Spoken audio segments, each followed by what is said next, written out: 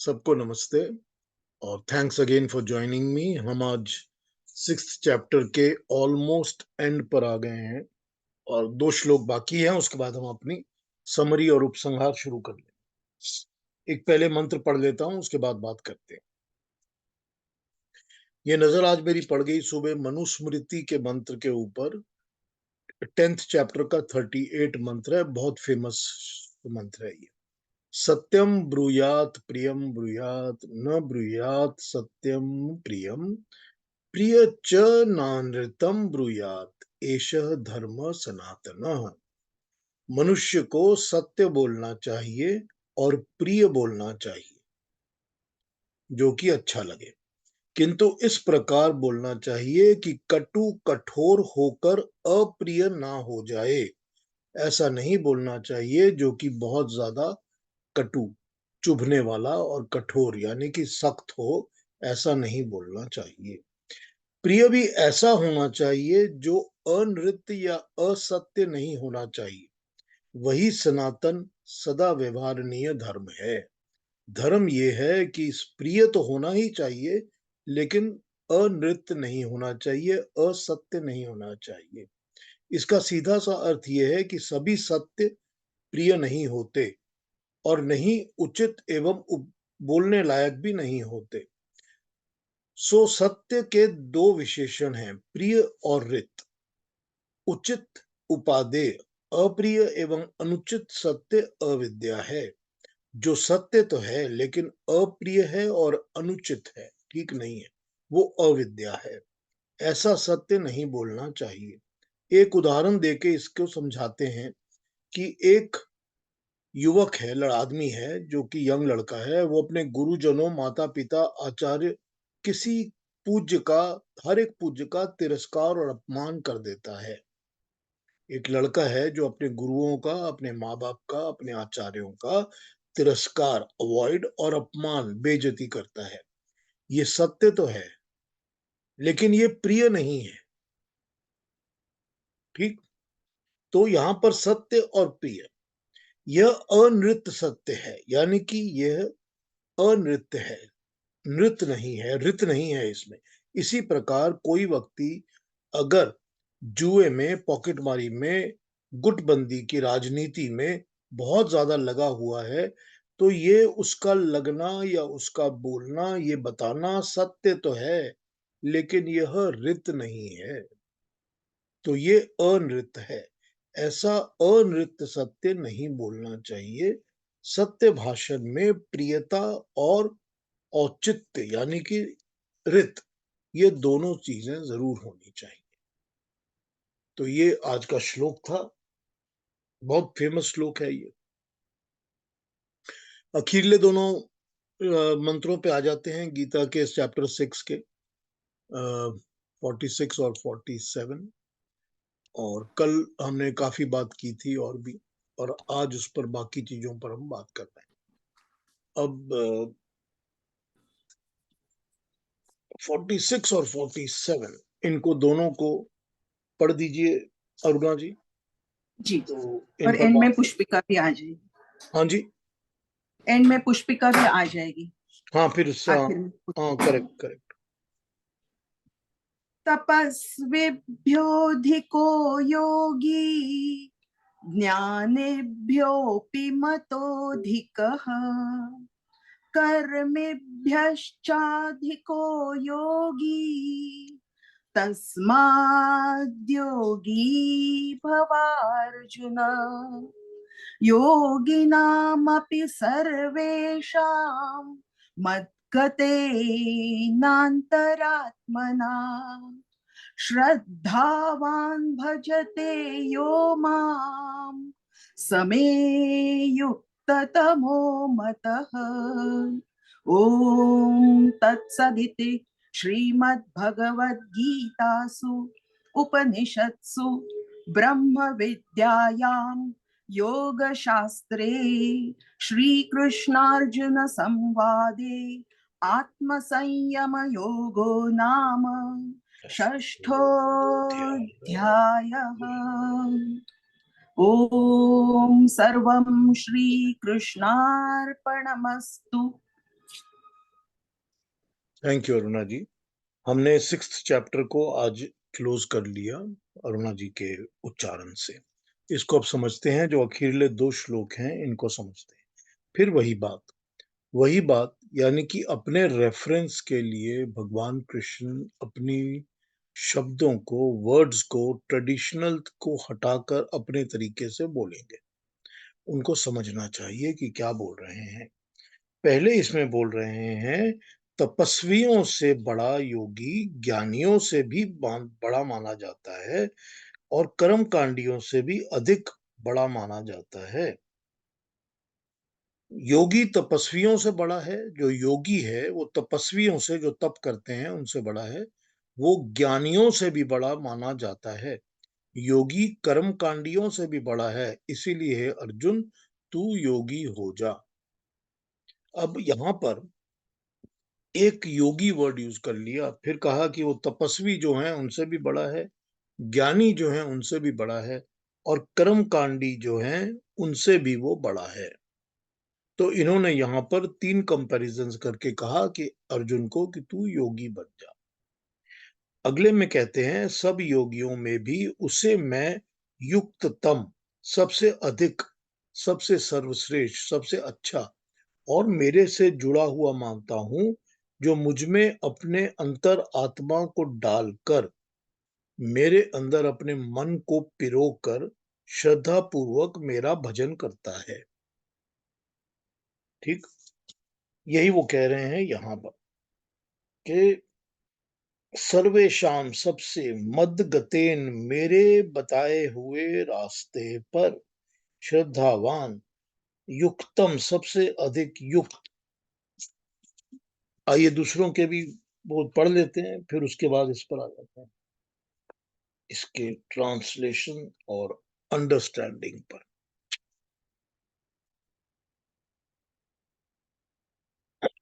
The yogi is superior to the ascetic.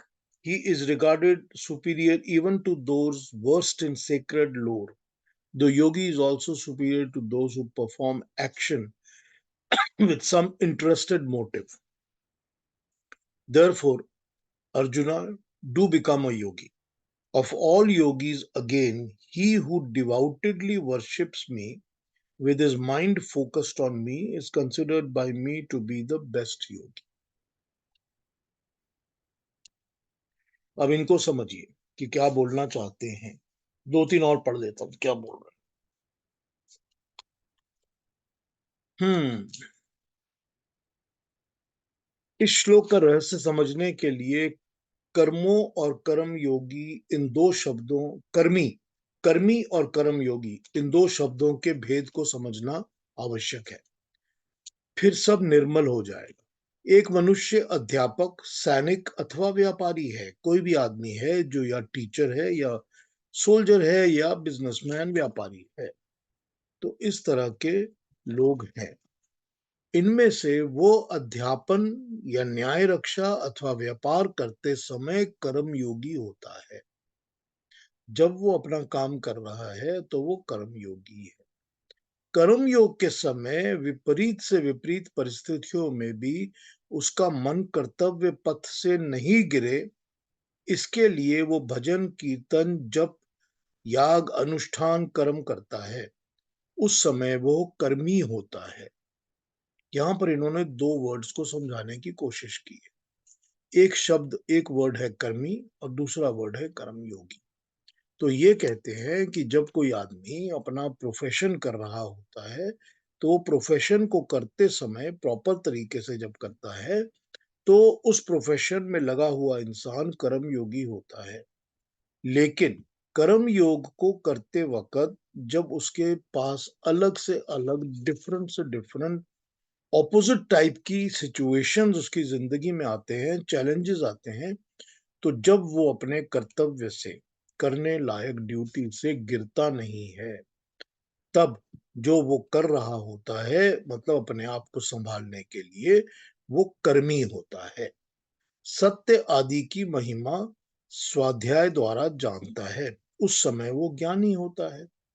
तो जब मनुष्य सत्य की महिमा ज्ञान से जानता है कि सत्य क्या है। इसको जानने के लिए जो ज्ञान है उसके द्वारा या स्वाध्याय के द्वारा, अपनी पढ़ाई के द्वारा, अपने अध्ययन के द्वारा जानता है तो वो ज्ञानी होता है। अपने कर्तव्य पालन में क्षमता उत्पन्न करने के लिए वो ठंडी गर्मी वगैरह सब कुछ सहता है। इन सब की परीक्षा अंत में कर्म योगी में होती है। यदि वहां वह सत्य मार्ग से नहीं गिरता तो उसके ज्ञान तप तथा कर्म सच्चे होते हैं, वरना नहीं होते। हे अर्जुन, तू कर्म योगी का स्थान तपस्वियों से भी बड़ा है, ज्ञानियों से भी बड़ा है और कर्मियों से भी बड़ा है। इसीलिए तू योगी बन जा।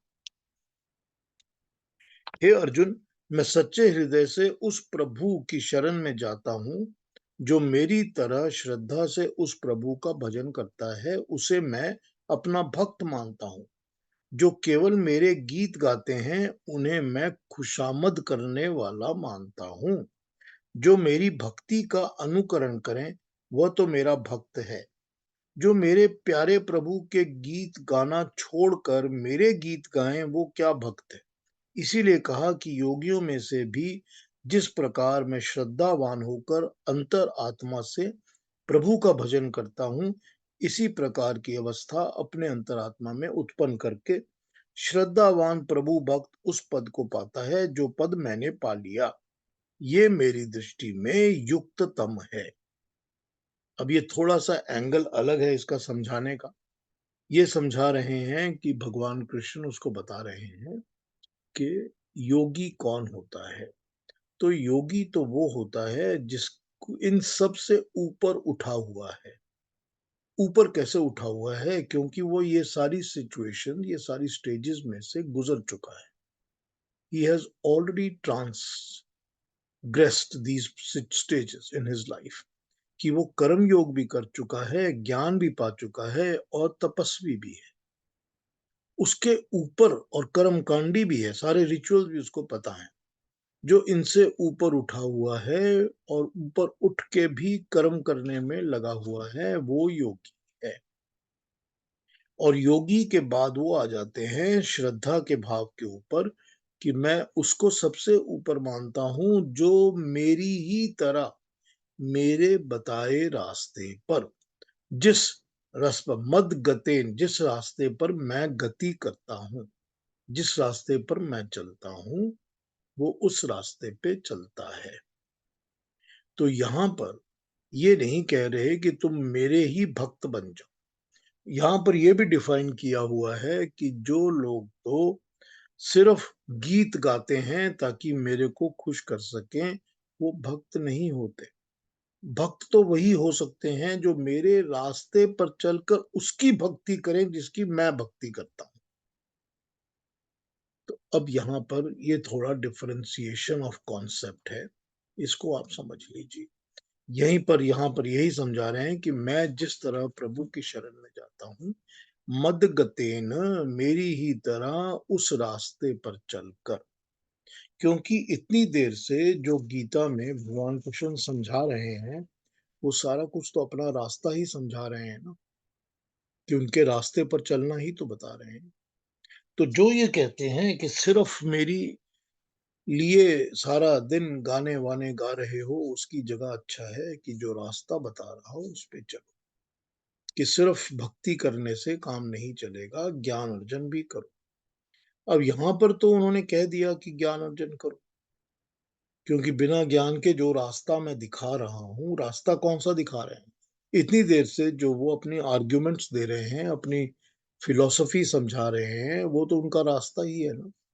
चाहे वो सांख्य का रास्ता है और चाहे उपनिषदों से लिया हुआ है, वो रास्ता उन्होंने बताया है जो हमको शॉर्टकट में।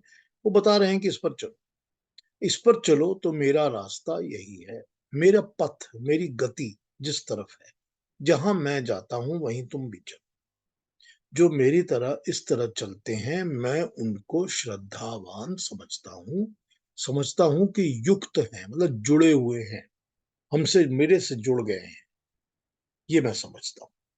लेकिन तुम अगर सिर्फ मेरा ही नाम लेकर गाते रहोगे कि मैं सारा दिन तुम्हारा नाम जपता हूं लेकिन मैं तुम्हारे रास्ते को फॉलो नहीं करता, तो उसका फायदा क्या है? तो उसका कोई फायदा नहीं। यहां पर तो ये समझा रहे हैं। आगे के चैप्टर्स पे जब वो भक्ति की बात करेंगे तब कहेंगे जब कुछ समझ नहीं आता तो भक्ति करना शुरू कर, वो ये भी कहेंगे। खैर, इस वक्त तो ये जितना बता रहे हैं वही देखते हैं। आइए एक और पढ़ लेता हूँ, फिर उस पर और बात करता हूँ। गुरुदत्त जी क्या कहते हैं? गुरुदत्त जी कहते हैं, तपसी लोगों में ज्ञानियों से और श्रेष्ठ कर्म करने वालों से भी योगी ज्यादा श्रेष्ठ है। तू योगी बन जा। सब प्रकार के योगियों में भी श्रद्धावान, जिसकी निष्ठा दृढ़ होती है, चित लगाकर मेरा मेरा अनुकरण करता है, मुझको निरंतर अध्ययन करता है, मेरे को स्टडी करता है, वो योगी मेरे मान और प्रशंसा का पात्र होता है। अब इसके फुट नोट्स पढ़ता हूं कि ये क्या कह रहे हैं इन श्लोकों में, और आगे उस पर बात करना शुरू करते हैं। योगी का मतलब है योगा अभ्यासी। परंतु यदि ऊपर कर्म योगी के वृत्तांत को ध्यान पूर्वक पढ़े तो दोनों में अंतर प्रतीत नहीं होता। कर्म योगी के लिए स्थित प्रज्ञ और निष्कामी होना आवश्यक है। कर्म योगी के लिए स्थित प्रज्ञ, इसको उन्होंने फोर्थ चैप्टर में बड़ी क्लियरली डिफाइन कर दिया था कि स्थित प्रज्ञ क्या होता है, कि ऐसा कौन सा होता है जिसकी बुद्धि, इंटेलेक्ट, अकल एकदम ठहरी हुई, परफेक्ट हुई हुई है, रिफाइंड हुई हुई है, जो भटकती नहीं है, जो डावाडोल नहीं होती है। ये उन्होंने पहले बता दिया। और इसके अलावा निष्कामी होना चाहिए, मतलब उसके अंदर निष्काम कर्म करने की भावना होनी चाहिए, कामनाएं नहीं होनी चाहिए। तो जो कामनाओं से मुक्त होगा और स्थित प्रज्ञ होगा वही कर्मयोगी होगा। संसार में अलिप्त होना भी कहा गया है कि संसार की चीजों में लिप्त मत हो, अटैच्ड मत हो, चिपको मत। ठीक। इस पर भी जब बुद्धि की निर्मलता स्थापित हो जाए तो वो योगाभ्यासी हो जाता है। योगी अभ्यासी की बुद्धि की अंतिम स्थिति रितंभरा कही जाती है। जब उसकी बुद्धि अकल के अंदर से ईगो, अहंकार निकल जाता है, सख्ती निकल जाती है, तो वो बुद्धि निर्मल, सॉफ्ट हो जाती है, अच्छी हो जाती है, समझने लायक, अडॉप्ट करने लायक हो जाती है। जब उसकी बुद्धि इस अंतिम स्टेज तक पहुंच जाती है तो हम उसको रितंबरा बुद्धि कहते हैं। रितंबरा। अभिप्राय यह है कि निर्मल या रितंबरा बुद्धि वाले बलवान जीवात्मा पर परमात्मा का रंग चढ़ना सुगम, इजी हो जाता है। तो जब बुद्धि निर्मल होती है तो उसके ऊपर ईश्वर का, परमात्मा का रंग चढ़ना आसान हो जाता है। जब तक बुद्धि निर्मल नहीं होगी तब तक परमात्मा का रंग ऊपर नहीं चढ़ेगा, क्योंकि जो बुद्धि है वो किसी और चीज को एक्सेप्ट ही नहीं करेगी अपने अलावा। तो जब वो एक्सेप्ट नहीं करेगी तब तक तो परमात्मा को भी एक्सेप्ट नहीं करेगी। तो उसके लिए बुद्धि का निर्मल होना बहुत आवश्यक है। योगाभ्यास करने से ये रंग और भी स्ट्रांग होता जाएगा और जीवात्मा जो है वो संसार से मुक्ति पाकर, रिक्त होकर, अलग होकर मोक्ष की तरफ चल पड़ता है।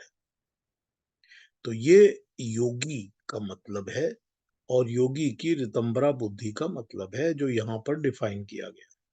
तपस्या का मतलब होता है दुनिया के, संसार के कामों के लिए मेहनत करना। दुनिया में जो भी कर्म करने हैं उसके लिए मेहनत करना जो होता है, सांसारिक कर्म के लिए परिश्रम करना, वो तपस्या कहा जाता है। ज्ञान जो होता है वो सांसारिक पदार्थों का ज्ञान प्राप्त करना और सांसारिक चीजों को समझना, ये यहाँ पर ज्ञान डिफाइन किया गया। लेकिन ज्ञान दोनों का हो सकता है, सांसारिक चीजों का भी और परमात्मा का। तो ज्ञान जो सांसारिक चीजों को पा लेना, वो यहाँ पर ज्ञान बताया गया। और जो लोग दुनिया की चीजों में दान दक्षिणा करने में, लोगों को दान देते हैं, दक्षिणा देते हैं, अच्छे काम करते हैं, जो ऐसे सब काम करते हैं, उनको यहाँ पर कर्मी कहा गया। मगर इन सब से, कर्मियों से भी और इन सब से योगी ज्यादा श्रेष्ठ है, ज्यादा अच्छा है। अभ्यास करते करते मनुष्य कर्म योगी फिर योगाभ्यासी बन जाता है। अतः योगाभ्यासी श्रेष्ठ है और केवल सांसारिक कर्म करने वाला व्यक्ति उससे ऊपर नहीं है। सांसारिक ज्ञान और लोक कल्याण के कर्म या यज्ञ तब तक मोक्ष प्राप्ति में सहायक नहीं होते जब तक उनके साथ श्रेष्ठ बुद्धि का योगदान नहीं होता। ये योगाभ्यास से ही संभव है। तो मतलब ये बताया गया कि जब तक इंसान को ज्ञान तो मिल गया और कर्म भी सारे अच्छे हो गए, लेकिन इसके बावजूद अगर उसको मोक्ष प्राप्ति चाहिए, परमात्मा का साथ चाहिए, तो तब तक नहीं होगा जब तक उसकी बुद्धि जो है, अकल जो है, वो श्रेष्ठ, उत्तम, सबसे अच्छी नहीं होगी। और अच्छी बुद्धि कौन सी है? अच्छी बुद्धि वो है जो कि स्थित प्रज्ञ है, जो कि स्टेबल है, इंटेलेक्ट स्टेबल है, डामाडोल नहीं होती, और जो निर्मल है, सॉफ्ट है, जिसके अंदर से अहम भाव, अहंकार भाव कट गया है, जो दुनिया के लालच में, अट्रैक्शंस में लगी हुई नहीं है, जो निष्काम हो गई है, जिसके अंदर संसार में लिप्त होने की कोई भी चीज नहीं है। और ये तभी होता है जब मनुष्य योगा अभ्यासी हो जाता है। जब योगी हो जाता है तब ये चीजें उसको मिलती हैं। अब मद गतेन शब्द में, जिसका मतलब होता है मेरी गति या मेरे कर्मों के अनुकूल, भगवत गीता में मम या मई ऐसे वर्ड्स का यूज परमात्मा के व्यवहार के अनुसार किया गया है। परंतु यहां हमने समझने की ये है कि परमात्मा सांसारिक प्राणियों की तरह गति या कर्म नहीं करता। परमात्मा जैसे मनुष्य होते हैं, इंसान होते हैं, हम सब होते हैं, इस तरह के कर्मों को तो नहीं करता। और परमात्मा को तो ना कर्म योगी, ना ज्ञान योगी, ना यूं योगी बनने की कोई आवश्यकता भी नहीं है। तो उसको फॉलो करोगे, ये वर्ड यहाँ पर फिट नहीं होता। यहाँ पर फिट यही होता है कि मेरे जैसा, मतलब मुझ श्री कृष्ण के जैसा, जिस परमात्मा को मैं मानता हूं, जिस रास्ते पर मैं चलता हूं, उस रास्ते पर चलने जैसा हो जाना चाहिए। तो मद गतेन का अर्थ यहां पर यही है। ठीक, ये हुए श्लोक जिनको वो समझा रहे हैं कि जिस तरह मैं मानता हूं, चलता हूं, उसी तरह जो चलता है, मैं उसी के साथ, उसी को मैं अपने निकट, अपने से युक्त, अपने से जुड़ा हुआ मानता हूं। अब गीता के पहले 6 अध्यायों में मनुष्य को अपने परम कल्याण के लिए साधन तैयार करने के लिए कहा गया है कि आदमी, मनुष्य कैसे ऊपर उठ सकता है। उसकी जो स्टेप्स हैं, ये 6 स्टेप, 6 चैप्टर्स में बताए गए हैं। सेकंड चैप्टर में युद्ध में, लड़ाई में, युद्ध में जो अर्जुन ने करना है, उसमें लड़ने की उसकी प्रेरणा, उसकी इंस्पिरेशन दी गई है। पहले ये प्रेरणा दी सांख्य सिद्धांत के अनुसार, प्रकृति और जीवात्मा का संबंध अंत वाला है, ऐसा बताकर कहा कि जब संयोग टूटेगा तो ही इसके टूटने के भय से अपने क्षत्रिय धर्म का पालन क्यों नहीं कर रहे हो। यानी कि तुमको ये पता है कि जो भी इस दुनिया में आया है वो जाएगा, इस दुनिया में कोई चीज परमानेंट नहीं है, तो फिर लड़ाई करने से, वॉर करने से, अपना कर्म करने से डर क्यों रहे। तुमको अगर ये डर है कि मैं मर जाऊंगा या कोई और सामने वाला मर जाएगा, तो मरना तो है ही, आज नहीं तो कल वो तो छूटना ही है, शरीर तो छोड़ना ही पड़ेगा। तो अपने कर्म करो। सेकंड चैप्टर के सेकंड भाग के 6th अध्याय से, वहां से लेकर 6th चैप्टर तक के अंत, एंड तक, कार्य और कार्य के उद्देश्य की विवेचना की गई है। फिर उस उद्देश्य की प्राप्ति के लिए शरीर, इंद्रियां, मन, बुद्धि को तैयार कैसे करना है, ये समझाया गया है। कामनाओं पर नियंत्रण, मन और बुद्धि की पवित्रता, कार्य कुशलता को प्राप्त करके ही जीवात्मा अपने कर्म कर सकता है। ये सब बताया गया है अभी तक। अब इसकी समरीज मैं पढ़ना शुरू करता हूँ और आगे बात करते हैं। इन 2 श्लोकों के बारे में कुछ पूछना हो तो पूछ लीजिए।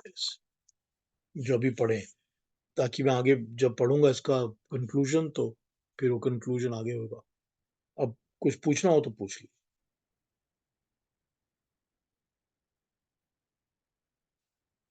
ये जो दो दो श्लोक जो पढ़े हैं ना, इनके बारे में तो आगे बढ़े। ध्यान योग, फोर्थ चैप्टर के 17th श्लोक में कर्म अरुणा जी विकर्म। कुछ पूछ रही हैं। सॉरी, हाँ अरुणा जी अरुणा पूछिए। जी हाँ हाँ जी, मुझे ये पूछना था कि हाँ जी। जब भगवान श्री कृष्ण कहते हैं कि मैं जिसे मानता हूँ उसे तुम मानो, तो भगवान श्री कृष्ण किसे मानते हैं? मेरे मत से वो निर्गुण निराकार ब्रह्म को मानते हैं, क्या सही है? हाँ ठीक है, आप जो कह रही हैं वो ठीक है, वो निर्गुण निराकार ब्रह्म को ही मानते हैं। लेकिन बात यह है कि यहाँ पर हमको ये समझना पड़ेगा कि वो किसी आराध्य ईश्वर का नाम या परमात्मा का नाम लेने की बात नहीं कर रहे। जी। वो उस पथ की, उस थ्योरी और प्रिंसिपल की बात कर रहे हैं जो वो इतनी देर से समझा रहे हैं कि मैं जो समझा रहा हूं कि तू इस तरह कर, इस तरह कर, ये कर, निष्काम हो जा, स्थित प्रज्ञ हो जा, या ये या वो या जो भी समझा रहे हैं प्रिंसिपल्स अपने एक एक करके, कि इस तरह से तू मेडिटेशन में बैठ, इस तरह से तू अपने आप को प्यूरिफाई कर, दुनिया से, जहान से अपने आप को अलग समझ, अपने कर्मों को कर। ये सारी चीजें वही है ना जिसको वो मान रहे हैं। वो तो जी, अपने प्रिंसिपल स्टेट कर रहे हैं ना, थ्योरी, कि मैं ये सारी चीजें मान रहा हूं। बराबर। तो जो इन सब चीजों को मानेगा, मैं उसी को अपने से जुड़ा हुआ समझूंगा। तो यहाँ पर तो वो किसी एक डेटी का नाम नहीं ले रहे ना, कि मैं इस नहीं, परमात्मा का ही जो पूजा करता हूं तो उसकी पूजा कर, ये तो कह नहीं रहे वो। नहीं, वो तो इस चीज में तो वो मनुष्य को बांधते ही नहीं है, क्योंकि वो तो ये कहते हैं कि जब तुम मेरे बताए हुए रास्ते पे चलोगे तो वो अल्टीमेट रियलिटी जो परमात्मा है वो तुमको मिलेगा, और वो मोक्ष मिल जाएगा तुम, क्योंकि मैं तुमको वही रास्ता बता रहा हूं, मेरे बताए रास्ते पे चलो।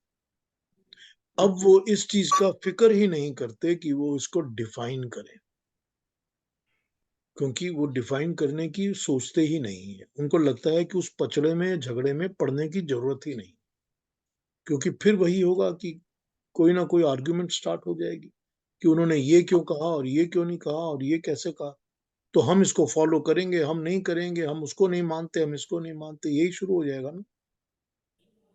तो उससे अच्छा है कि मैं एक रास्ता डिफाइन करके बता दूं और ये रास्ते पे चलो। तो सारी की सारी गीता में उन्होंने यही बताया है कि करना क्या चाहिए और क्या करने से परमात्मा की प्राप्ति होगी। अब उस परमात्मा को किस नाम से पुकारना चाहते हो ये आपकी मर्जी, लेकिन ये तो पक्की बात है कि वो निराकारी ब्रह्म की ही बात कर रहे हैं। वो उस ईश्वर की ही बात करते हैं जो जन्म नहीं लेता, जिसका अंत नहीं होता, जिसका कोई विकार नहीं है, और जो परमानेंट है, सब जगह है और सबसे बड़ा है, उसी की बात कर रहे हैं। तो पर वो इसको स्पेल आउट करने की फॉर्मेलिटी में नहीं जाते। और ये हमारा विचार लॉजिकल भी लगता है, क्योंकि जब वो बता रहे कि तू योगी बन जा, योगी बन जा, योगी का ओरिजिनल जुड़ना, युज, तो किससे जुड़ना? उस निर्गुण निराकार ब्रह्म से ही तुम जुड़ जाओ, तब तुम्हें वो संभाव आएगा, ऐसे उसका कहना है, ऐसे मैं मानती हूँ। क्या वो सही है? हाँ ठीक है, लेकिन इसमें ये भी बात है ना कि जब वो जुड़ने की बात करते रहते हैं, योगी बनने की बात करते रहते हैं, तो इतनी देर से तो वो वही कह रहे हैं कि इन प्रिंसिपल्स के साथ जुड़ जाओ। हाँ, हाँ, वो ओके। तो यही कह रहे हैं ना कि मैं जो बता रहा हूं कि अपनी बुद्धि को स्थित प्रज्ञ ऐसे करो, निष्कामता को इस तरह लाओ, दुनिया के संसार की चीजों में लिप्त मत हो, ये समझो कि जो भी दुनिया में है वो सब नाश होगा, विनाश होगा, वो परमानेंट नहीं है, कि तुम्हारी बॉडी परमानेंट नहीं है। ये सारी बातें जो वो समझा रहे हैं, वो तो ये बता रहे हैं कि जो मेरे प्रिंसिपल्स के साथ जुड़ेगा वो योगी है। करेक्ट, बहुत सिंप्लीफाई करके बता रहे हैं। वो तो मतलब वो आपको ये डिफिकल्टी तो सामने लाते ही नहीं ना। करेक्ट। वो कहते हैं कि भाई डिफिकल्ट बात करने की जरूरत क्या है, मैं जब मोडस ऑपरेंडी समझा दूंगा, यस। 1 2 3 4 करके स्टेप्स बताऊंगा, अल्टीमेट में तो आप अपने आप पहुंच ही जाओगे जब मैं आपको वहां तक खड़ा कर दूं। बराबर, वो कितना तो अपना, बहुत ही। हाँ वो तो अपना काम कर रहे हैं एज अ टीचर। यस। सो वो हमको एक रास्ता दिखा रहे हैं, वही मद गतेन है कि जो रास्ता, जिस रास्ते पे मैं चल रहा हूं।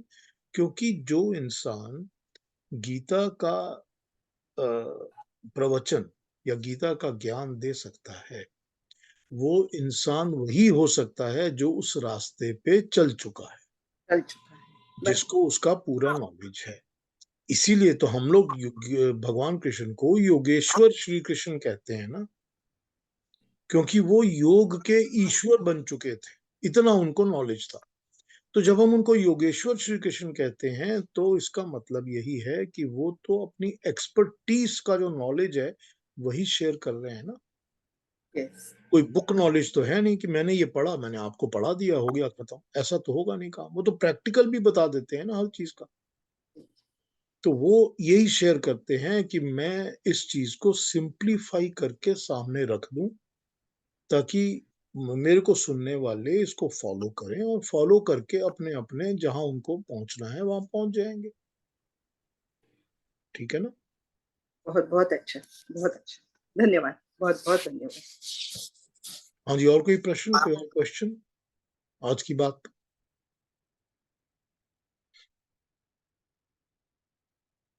आगे बढ़े,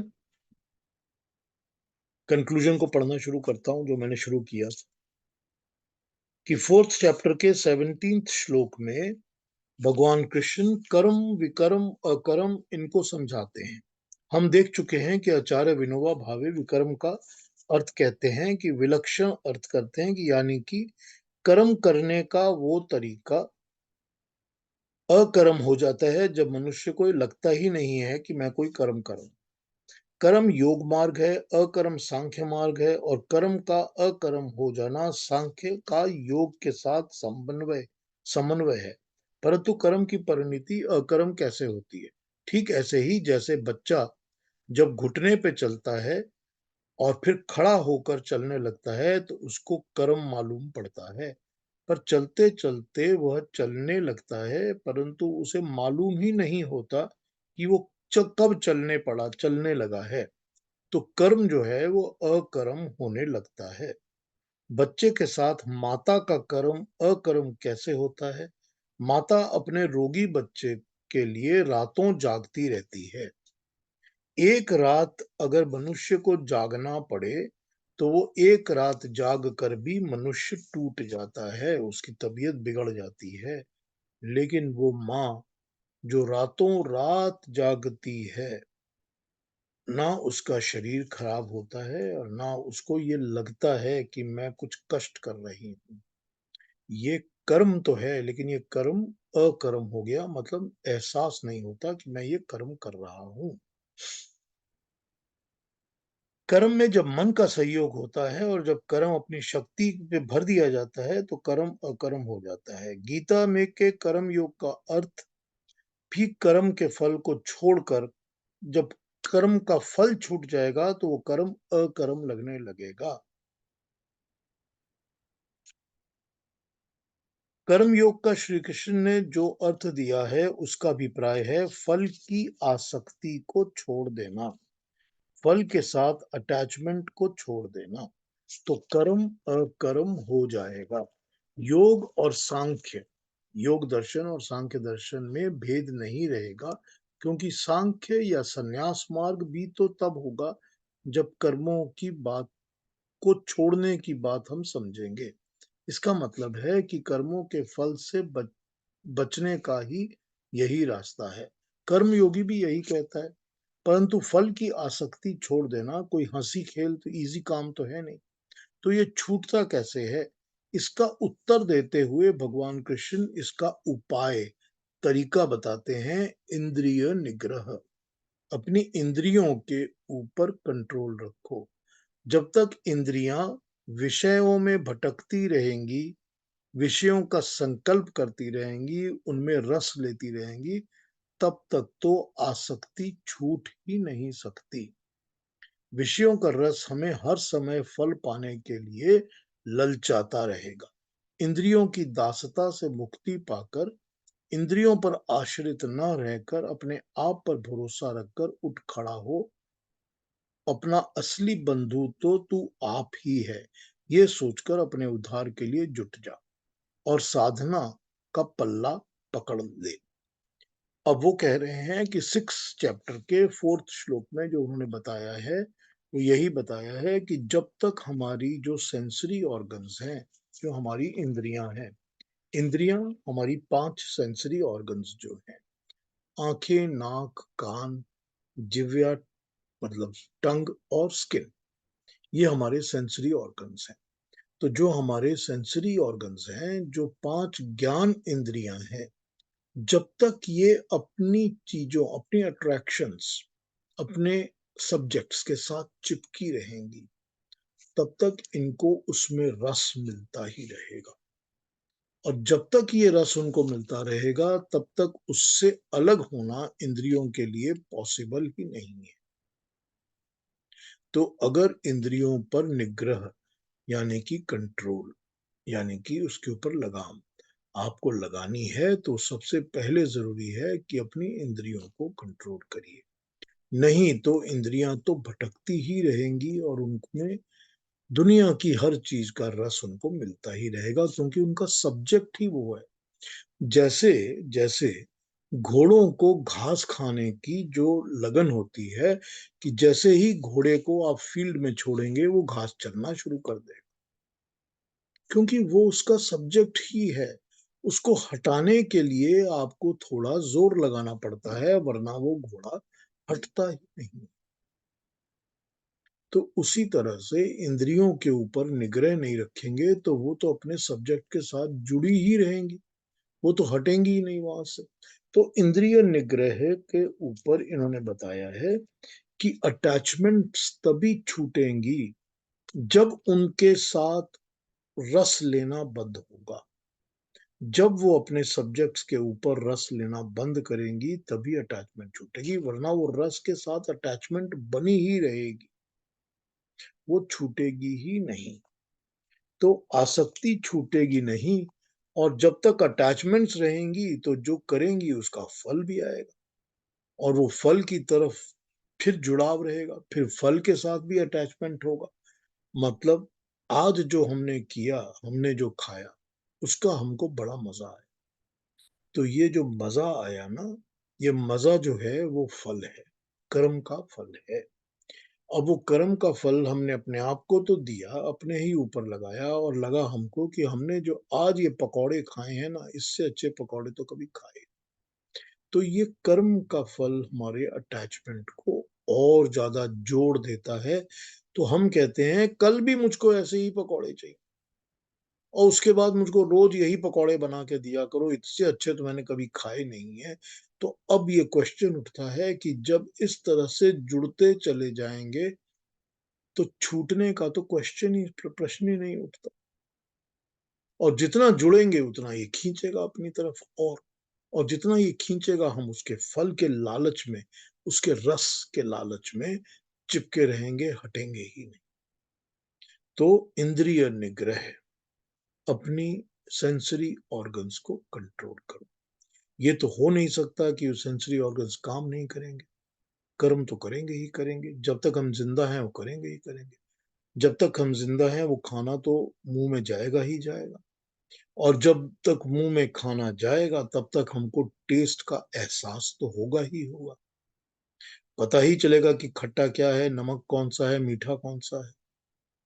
और ये भी है कि उसमें से कुछ अच्छा भी लगेगा, नहीं भी अच्छा लगेगा। लेकिन सीक्रेट सारी है कि उससे जुड़ना नहीं है। ये नहीं है कि कल पकौड़े नहीं मिले तो काम नहीं चलेगा, कि इससे अच्छी दुनिया में और चीज नहीं है, मुझको यही चाहिए। उससे जुड़ना नहीं है।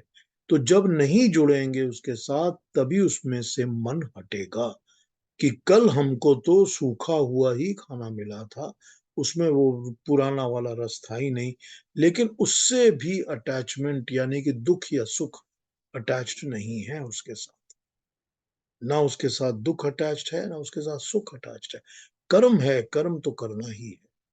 तो इंद्रियां जो हैं वो कर्म तो करेंगी ही करेंगी जब तक हम जिंदा हैं, लेकिन उनके ऊपर इंद्रिय निग्रह, कंट्रोल बहुत जरूरी है, वरना वो अपनी अटैचमेंट्स को छोड़ेंगे ही नहीं। तो ये हो गया इसके ऊपर, इंद्रिय निग्रह के ऊपर ये बात कही गई है। लेकिन बात ये होती है कि उसके बाद ये कहते हैं कि इसको ये समझ के तू काम कर कि तू इनका गुलाम नहीं है, तू अपनी इंद्रियों का गुलाम नहीं है। तू मनुष्य, मैं इंसान, अपनी सेंसरी ऑर्गन्स का गुलाम नहीं है। अब जब उस पकौड़ी की लत लग गई है और पता है कि रोज खाना है, तो जो पकौड़ी बेचने वाला आदमी है, हम रोज वहीं पहुंच जाएंगे और रोज वहीं पर खड़े होकर कटोरी लेकर हाथ में खड़े हो जाएंगे कि भाई खिला मेरे को। तो जब हम रोज खड़े हो जाएंगे तो हम तो अब उस टेस्ट के गुलाम हो गए, क्योंकि वो हमको कंट्रोल कर रहा है। वो टेस्ट हमको कंट्रोल कर रहा है, हमारी वो लत हमको कंट्रोल कर रही है। तो जब वो हमारी लत कंट्रोल कर रही है तो हम उसके गुलाम हो गए। तो ये तू समझ इंसान, ये समझ कि तू इनका गुलाम हो रहा है या ये तेरे अंडर है। अगर ये तेरे कंट्रोल में नहीं है तो तू इनका गुलाम हो। तो अपने आप को ही अपने आप से बचाओ। तू ही अपना अच्छा भी करता है, तू ही अपना बुरा भी करता है। तू अपना दोस्त भी है, तू अपना दुश्मन भी है। तो तू ही अपने आप को कंट्रोल बचाओ, अपने आप को कंट्रोल में रखो। और इन कंट्रोल रहना तभी हो सकता है जब तू इनके कंट्रोल में, जब तक लगाम हाथ में है, आपके घोड़े आपके कंट्रोल में हैं।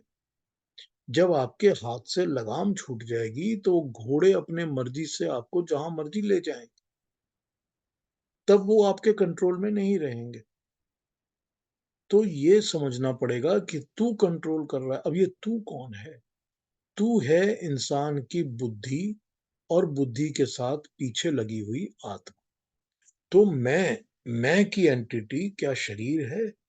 शरीर तो मैं की एंटिटी है नहीं, क्योंकि शरीर को तो हमेशा ही इंद्रियों की जरूरत है, और इंद्रियों से ही शरीर जो है वो चलता पलता पुसता है, आगे बढ़ता है। तो शरीर को इंद्रियों की तो जरूरत है ही। लेकिन शरीर के अलावा जो बुद्धि है वो ये कंट्रोल करती है कि नहीं, मुझको भटकना नहीं है। तो बुद्धि जब कंट्रोल करेगी तो पीछे आत्मा का बल मिलेगा, या आत्मा कहेगी हाँ, मैं ये एंटिटी हूं और मैं ये चाहता हूं या चाहती हूं। तब बुद्धि कंट्रोल में रखेगी। अगर आत्मा ही अंदर से कहेगी कि मैं तो यही चाहता हूं कि सारा दिन मैं भटकता ही रहूं, इन चीजों के पीछे ही भागता रहूं, मैं जुड़ा रहूं, तो बुद्धि कभी भी जस्टिफाई नहीं करेगी। फिर बुद्धि वही कहेगी, करेगी जो आत्मा उसको कहेगी। तो यहां पर यही बात समझाई है कि तू ही अपना दोस्त भी है और तू ही अपना दुश्मन भी है। तो इसी तरह से तू अपने लिए अच्छा भी कर सकता है कि जब तू इंद्रिय निग्रह करेगा, अपने सेंसरी ऑर्गन्स को कंट्रोल करेगा, तो तू अपना ही अच्छा कर रहा है। नहीं करेगा तो तू अपना ही बुरा कर रहा है, क्योंकि ये चीज भी तो तुझे फिर नीचे से नीचे ही लेके जाएगी ना, कि तू फिर इतनी ज्यादा इनकी गुलामी करेगा कि तेरी आत्मा के ऊपर ये संस्कार और छाप पड़ जाएंगे। तो अगले जन्मों में भी तुझको उसी तरफ लेके जाएंगे। तो अगले जन्म में भी तुझको ऐसा ही जन्म मिलेगा जहाँ यही छाप काम आएंगे, और बुद्धि वही काम करेगी फिर से, क्योंकि आत्मा के अंदर जो चीज पड़ जाएगी, जो संस्कार लग जाएंगे, वही संस्कार तेरी बुद्धि को कंट्रोल करेंगे। तो इसीलिए तू आप अपना दोस्त भी है और आप अपना दुश्मन भी है। ये तू समझ। और ये समझ के, सॉरी, ये समझ के अपनी इंद्रियों के ऊपर कंट्रोल। इंद्रियों को निग्रह कर। अब ये सारी बातें उन्होंने प्रिंसिपल में समझाई। प्रिंसिपल में समझाने के बाद उन्होंने एक एक एक एक करके सारी चीजें डिफाइन करके आगे भी बता दी। तो वो यही कहते हैं कि हम आपको समझा जो रहे हैं बात, उसमें चित्त की एकाग्रता बताई गई है। पहली बात, चित्त की एकाग्रता, जैसे कि किसी एकांत स्थान में अकेले जगह पे भीड़ भाड़ से दूर शुद्ध पवित्र जगह में आसन बिछाकर गर्दन और सिर को एक लाइन में सीधा रख के नासिका के अगले भाग में दृष्टि को लगा के इधर उधर ना भटकते हुए ना देखते हुए भगवान के चिंतन में बैठ जाओ। इस प्रकार भौतिक दृष्टि से इंद्रियों के विषय से हट जाने से, विषयों की तरफ ना जाने से मन को सहायता मिलती है। शहरों के प्रलोभनों में चित्त विषयों में न जाता भी चला जाता है। इसलिए पर्यावरण ही बदल देना मन की एकाग्रता का बड़ा भारी साधन है। तो अब उन्होंने एक पहला स्टेप तो आपको ये बता दिया कि जब एकांत में अकेले में दूर बैठोगे, भीड़ भाड़ में नहीं होगे, इस तरह बैठोगे, क्लीन जगह होगी, प्योर हवा होगी, जहां सांस इस तरह लोगे, सिर गर्दन को सीधा रखोगे और किसी भगवान के ऊपर, ईश्वर के ऊपर ध्यान टिकाओगे, तो क्या होगा? तो जरूरी बात है कि इंद्रियों का भटकना तो नहीं होगा ना। तो आंख भी बंद है, बाकी भी चीजें बंद है, खाना पीना भी बंद है, सब कुछ, और मन कहीं और टिका दिया है। तो मन को ये आदत डालनी शुरू हो जाएगी कि मुझको इंद्रियों के साथ ही सारा दिन नहीं रहना। तो जब इस तरह की चीजें की हम प्रैक्टिस करेंगे तो हमारी चित्त की एकाग्रता होगी, हमारे कॉन्शियस माइंड की कंसंट्रेशन में, ध्यान में लगन बढ़ेगी, उसको हम कर सकेंगे, फोकस होना शुरू होगा, तो हम भटकेंगे नहीं। तो मन को ना भटकाने की एक प्रैक्टिस, एक हैबिट किस तरह होगी? वो ऐसे होगी कि तू यहाँ ऐसे बैठ, ऐसे काम कर, ये जगह ले, एकांत में ऐसे बैठ और ध्यान लगा। अब वो मनुष्य जो है वो आधा घंटा, 1 घंटा, 3 घंटा जितने भी बैठ के ध्यान लगा सकता है, उतनी देर तो वो कम से कम अपनी इंद्रियों की अट्रैक्शन से बच गया। उतनी देर तो उसने अपनी इंद्रियों पर ध्यान नहीं दिया। ये तो हो गया, इसमें इतना तो कम से कम फायदा यहाँ हो जाएगा। दूसरी बात यह है कि अगर पर्यावरण तो बदल गया, भौतिक दृष्टि से विषयों को छोड़ दिया, लेकिन एकांत में बैठकर भी मन अगर उसी तरफ चला, तो गीता ये कहती है कि यच्चित आत्मा मत चित मत पर हो जा। एकांत में तो बैठा है, परंतु मन में दिन रात दुनिया की बातें, संसार की बातें घूमती रहती हैं। तो चित्त को बैठाकर यत चित आत्मा, भगवान में चित्त लगा, मेरे जैसा भगवान के लिए अपने को निछावर कर, मन को शून्य कर मेरे पर लगा दे। अगर कहीं नहीं लग रहा तेरा मन, फिर भी भटक रहा है, तो मेरे में अपने मन को लगा। जब मन में मैं बैठूंगा या मन में भगवान आके बैठ जाएंगे, तो फिर तू अपने आप ही एक आग्र एकाग्र कॉन्सेंट्रेटेड स्टेट को पा जाएगा। और उसके बाद तू अगर वो कर्म करेगा, जो कि कर्म तेरे जीवन में अच्छे होंगे, शुभ होंगे, क्योंकि अब तू ये सोचेगा कि मैं परमात्मा से जुड़ना शुरू कर रहा हूं। तो जब तू ईश्वर से, परमात्मा से जुड़ना शुरू करेगा, तो तेरे कर्म अच्छे होने लगेंगे। जब कर्म अच्छे होंगे तो कर्म फल भी अच्छे होंगे, कर्म फल भी अच्छे होंगे, तो आसक्ति, जुड़ाव जो है वो घटने लगेगा। तो ये स्टेप बाय स्टेप बताना शुरू कर रहे हैं कि कैसे कैसे क्या करो। जब ऐसे करोगे तो ये होगा, और ऐसे करोगे तो ये होगा। बड़ा स्ट्रेट फॉरवर्ड, साइकोलॉजिकली प्रूव्ड चीजें हैं सारी की सारी, हमको भी पता है। आज की दुनिया सब फॉलो करती है इसको, गीता का नाम ले या ना ले, सब फॉलो करते हैं इसको। आगे आगे पढ़ूं या अगले बार, अगले हफ्ते पढ़ूंगा फिर इसमें? अभी कुछ पूछना, कहना हो या बोलना हो तो बोल लीजिए।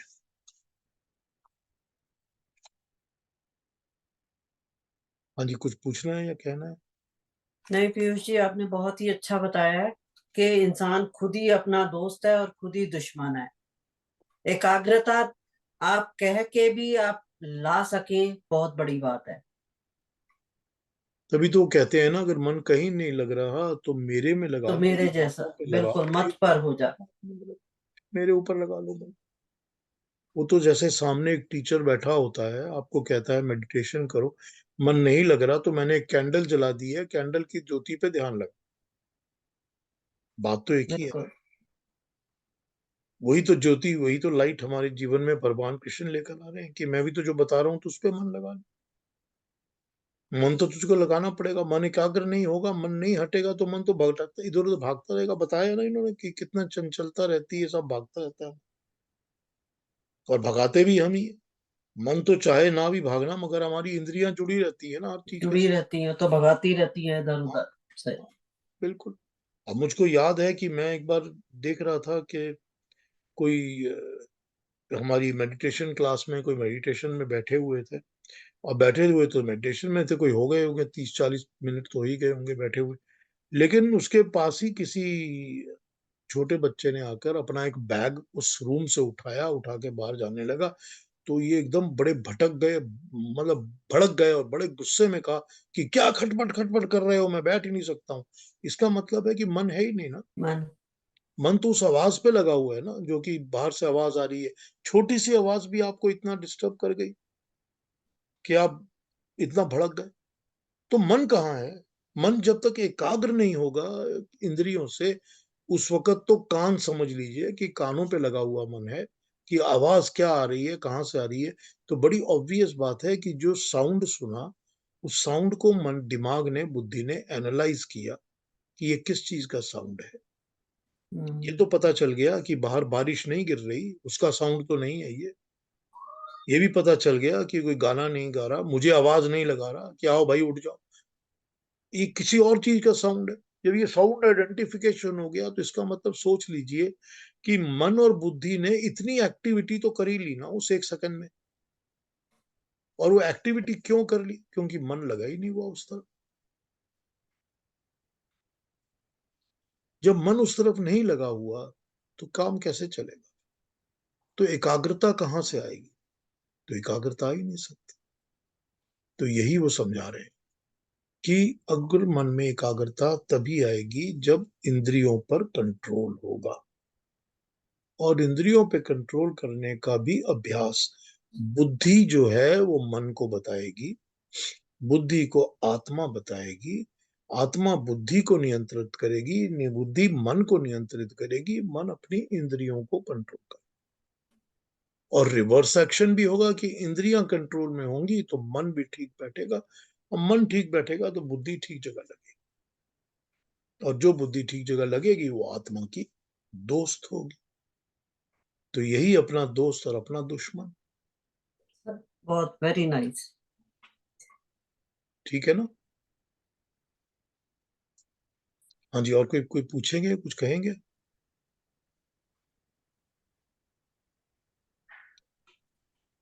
आज की बात में और कुछ पूछना है, किसी ने कुछ कहना है, कोई कमेंट्स या कुछ और? मनीषा जी आप आई हैं आज, बताइए।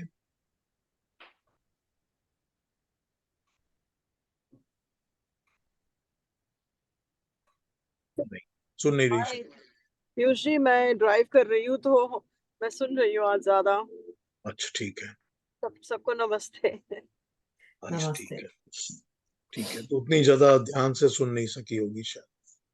ध्यान से भी सुना, लेकिन बीच बीच में कटा भी, क्योंकि वो जिस जोन में आप चले गए वहां पे वो हाँ, नहीं था, सिग्नल। कनेक्शन नहीं था। हाँ ठीक एग्जैक्टली है। पर बहुत इंटरेस्टिंग बात, बहुत पते की बात कि मन को एकाग्र करना बहुत जरूरी है। इसके लिए अगली बात वो ये कहते हैं कि जीवन में संयम बहुत जरूरी है। संयम का मतलब होता है एक रूटीन, एक कंट्रोल, एक रिस्ट्रिक्शन, एक रिस्ट्रेंट। हर चीज के पीछे भागने से काम नहीं चलता। अपने जीवन में हम सबको डिसिप्लिन रखनी ही पड़ती है। तो जिंदगी में डिसिप्लिन बहुत जरूरी है। उसी डिसिप्लिन को और स्क्वीज कर लो, उसका एरिया और रिस्ट्रेंड और रिस्ट्रिक्टेड कर लो।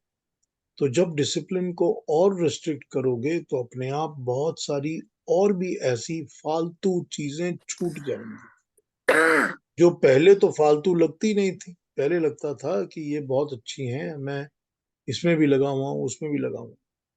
लेकिन जैसे ही संयम जीवन में आएगा, डिसिप्लिन आएगा, छूट जाएगा। जैसे ही आदमी वर्दी पहनता है और वर्दी पहन के ड्यूटी पे जाने लगता है तो बहुत सारी और चीजें छूट जाती हैं, क्योंकि वो अब ड्यूटी का पार्ट ही नहीं है। तो वो संयम, डिसिप्लिन, वही डिसिप्लिन फिर इंद्रिय निग्रह में काम करता है कि अपनी इंद्रियों को कंट्रोल करने का भी डिसिप्लिन होना चाहिए। कि मैंने जब सोच लिया कि ये चीज, ये गाना, ये चीज मैं 1 घंटा सुनूंगा तो 1 घंटा ही सुनूंगा। ये नहीं होगा कि उसके पीछे भागता ही चला जाऊं। कहीं ना कहीं तो रिस्ट्रेन और रिस्ट्रिक्शन और डिसिप्लिन लानी पड़ती है ना इंसान को, वरना तो इंसान जीवन जी नहीं सकता। तो उसी डिसिप्लिन को यूज करो अपने इंद्रियों के कंट्रोल करने के लिए, इंद्रियों के निग्रह करने के। तो इसके आगे अब कल पढ़ूंगा और कल बताऊंगा और नेक्स्ट आगे वीक। क्या है, और उस पर फिर चर्चा करते रहेंगे। आज के बाद में अगर फिर और कुछ पूछना, कल का मतलब है नेक्स्ट वीक, सॉरी, हाँ गलती हो गई। अगले सैटरडे पढ़ूंगा और उस पर बात करूंगा। इसमें अगर कुछ पूछना लास्ट में है या कुछ कहना है, कमेंट करना है, तो माइक्रोफोन ऑन करके बोल लीजिए।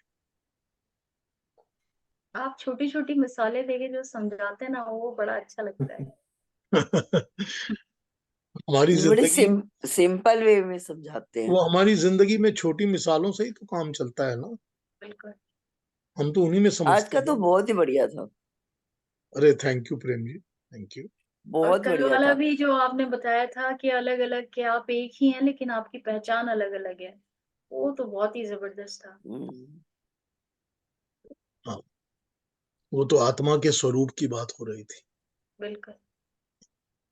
वो समझना उसी तरह पड़ेगा, हम नहीं तो हम भटक जाएंगे। और आपने अच्छा किया, क्योंकि पहले दिन लग रहा था कि नहीं समझ आया सबके, तो आपने इतना अच्छा रास्ता लिया समझाने के लिए। हाँ, मुझे यही लग रहा था कि नहीं ठीक समझ में आया लोगों को, और कुछ गलत समझ लिया तो बड़ी मुश्किल हो जाए। इसीलिए मैंने कहा कि नहीं, इसको एक बार फिर से बताना ही पड़ेगा। हाँ जी, और कोई बात आज की, कोई और विषय? नहीं तो अगले सैटरडे को मिलते हैं, और तब तक के लिए फिर सबको नमस्ते, और thank you again for joining me for next Saturday. ठीक टाइम पे फिर ज्वाइन कर जाइए। नमस्ते। नमस्ते।